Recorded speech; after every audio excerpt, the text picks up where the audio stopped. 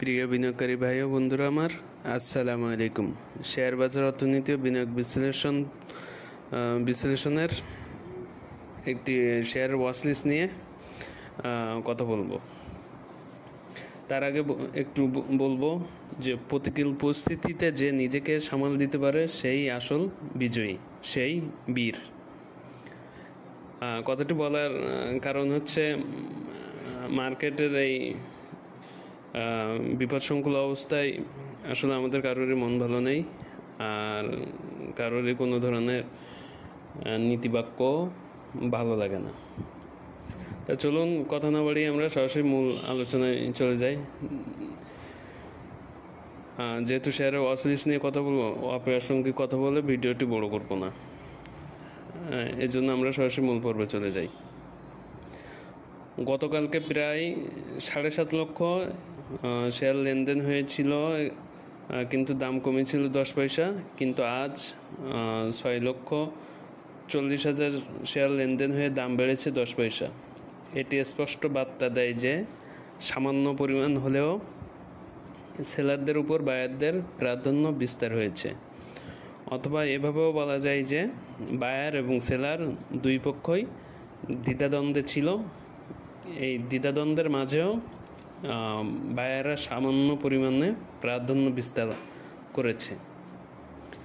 এই প্ল্যাটফর্ম থেকে শেয়ারটির ওয়াচলিস্ট হিসেবে গত কয়েকদিন আগে দেওয়া হয়েছিল, আর শেয়ারটি বিক্রয়যোগ্য হওয়ার পরে একটা মুনাফা দিয়েছিল এবং তার পরবর্তী আবার শেয়ারটি সাইডওয়েজে চলে যায়।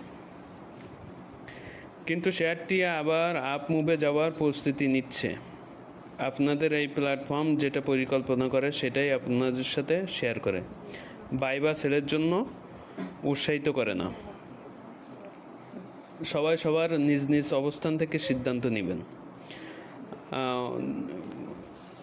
প্রথমে শেয়ার লেনদেনের পরিমাণ যেটা বলেছি, এদিক দিয়ে আপনারা নিশ্চয়ই অনুমান করতে পেরেছেন যে আমি কোন শেয়ারটির কথা বলতে চেয়েছি।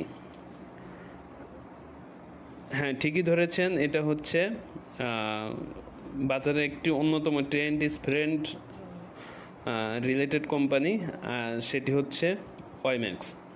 যদিও বা ইঞ্জিনিয়ারিং সেক্টর একটু ডাউনে গেছে, গত কয়েক মাস যাবৎ একটা আপ মুভে থাকার পরে একটু ডাউনে এসেছে, কিন্তু তারপরে আমার কাছে মনে হচ্ছে যে শেয়ারটি ভালো হতে পারে।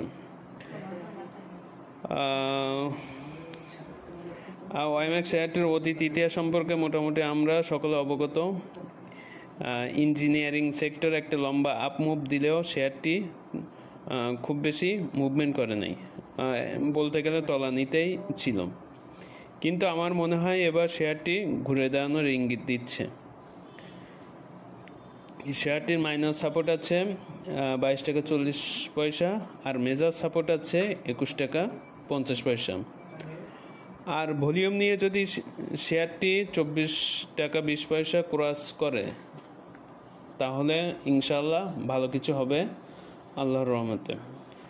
আর যদি 22 টাকা 40 হতো 21 টাকা 50 এই সাপোর্ট জোন ভাঙে, তাহলে এটা লম্বা সময় সাইডওয়েজে থাকবে আমার মনে হয়। আমি আশা করি যে আল্লাহর রহমতে শেয়ারটি আগামী কয়েকদিনের ভিতরে একটা ভালো মুভমেন্ট দিবে। আর এটা যদি ভলিউম নিয়ে 24 টাকা 40 পয়সা ক্রস করে এবং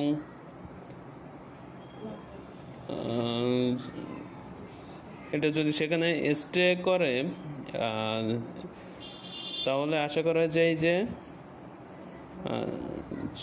শেয়ারটি একটা ভালো প্রাইসে যাবে। আর এর অতীত ইতিহাসও বলে যে শেয়ারটি আসলে যারা বিনিয়োগ করেছে ট্রেডিং পারপস, খুব বেশি যে লস করেছে এমন নজির আমার জানা নেই। স্পেশালি আমি যতগুলো করেছি, আসলে কোনোটাতেই এই শেয়ারটাতে